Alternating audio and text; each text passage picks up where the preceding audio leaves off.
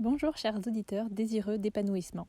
Je m'appelle Stéphanie. Sur cette chaîne et sur mon blog profondelégèreté.com, j'aborde divers sujets de développement personnel, je partage des conseils et astuces pour être mieux avec soi-même, mieux se connaître, mais aussi pour devenir un meilleur parent et accompagner au mieux son enfant dans sa construction. J'espère que chacun y trouvera de l'inspiration.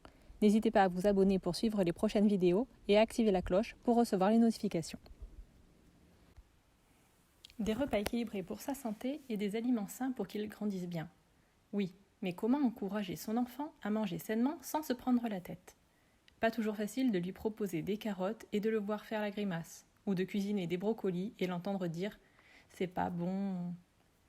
Voici 4 astuces qui vous aideront petit à petit à motiver votre enfant à manger des repas équilibrés.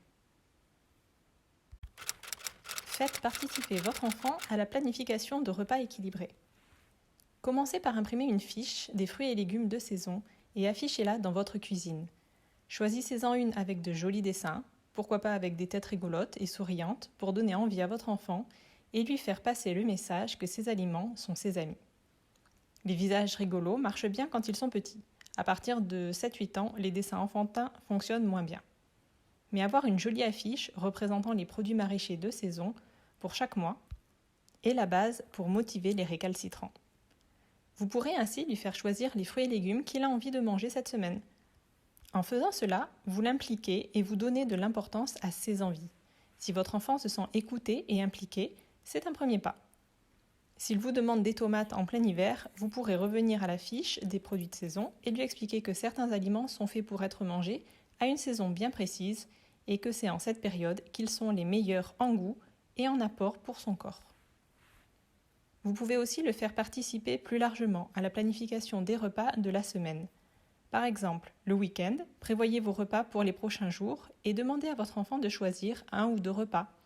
S'il n'a pas intégré de légumes, demandez-lui s'il n'a rien oublié pour avoir un repas équilibré. S'il est tout petit, vous pouvez l'aider en lui faisant des propositions. Mardi, tu préfères qu'on mange de la purée ou du riz ? Et avec, on sert des épinards ou des haricots verts ? S'il se sent considéré, il sera beaucoup plus motivé. Cuisinez avec votre enfant des repas sains. Il est assez courant de préparer des gâteaux avec son enfant, mais ils apprécient aussi de cuisiner d'autres plats, des sauces, des tartes, des salades. En l'invitant de temps en temps à participer à la préparation des repas, vous pouvez le guider, lui apprendre à confectionner un plat équilibré et à prendre plaisir à cuisiner. Il n'est pas utile de se lancer dans un plat très compliqué. Préparer une simple pizza ou une salade de pâtes est idéal. Laissez-le imaginer ce qu'il pourrait bien y mettre et proposer certaines associations. Si vous pensez qu'il manque des légumes, demandez-lui quel aliment il pourrait ajouter pour que sa pizza ou sa salade soit équilibrée. La petite gymnastique se fera alors dans son cerveau et cela deviendra une habitude. S'il n'a pas vraiment envie de rajouter un légume, vous pouvez lui proposer de servir la pizza avec une petite salade verte à côté ou des carottes râpées par exemple. Et bien sûr, quand on cuisine, on teste. La curiosité et le droit de goûter aux différentes étapes de la préparation participent à l'éveil des sens et l'envie de connaître une alimentation variée. Acceptez que son enfant n'aime pas tout. Votre enfant n'aime pas les courgettes, les poires, les champignons ?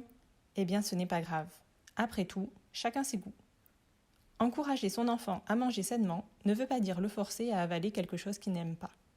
L'important, c'est de lui expliquer qu'il doit goûter pour connaître et se faire un avis. Pour les aliments dont il ne raffole pas, vous pouvez le lui proposer cuisiné de diverses façons. Cru, cuit, mixé, en morceaux, nature, avec une sauce, des épices, pour voir s'il y a un mode de préparation qu'il préfère.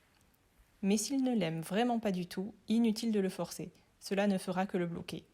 Dites-lui qu'il pourra goûter à nouveau dans quelques mois, car les goûts changent, évoluent, et peut-être qu'un jour il l'aimera.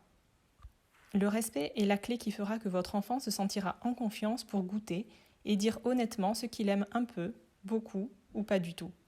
S'il y a du respect, il n'y aura pas de blocage. Manger sainement, oui, mais lâcher du lest de temps en temps. Manger sainement ne veut pas dire être psychorigide. Il est tout à fait possible de manger juste un plat de pâtes ou une bonne pizza 4 fromages de temps en temps. L'important est que ce ne soit pas tous les jours et que ce soit maîtrisé. Par exemple, chez nous, on a l'habitude, le samedi soir, de nous faire un plateau repas devant un bon film dans le canapé. Un burger maison, une pizza achetée à la pizzeria du coin, pas de prise de tête et pas de culpabilité. Manger sain, c'est un équilibre sur plusieurs jours. Inutile de se stresser si un repas sort du cadre de temps en temps. Un peu de souplesse montrera à votre enfant que manger sainement, c'est important, mais que ce n'est pas une torture. Encourager son enfant à manger sainement, en résumé. Les 4 points dont il faut se souvenir afin d'aider son enfant à manger des plats bons pour la santé. L'impliquer pour qu'il se sente considéré en planifiant les repas avec lui. Lui apprendre ce qu'est un repas sain et équilibré en cuisinant avec lui. Être respectueux et tolérant en reconnaissant qu'il a ses propres goûts. Rester souple et bienveillant pour que manger sain rime avec plaisir. Merci pour votre écoute, je vous souhaite une très belle journée et à bientôt dans un prochain podcast.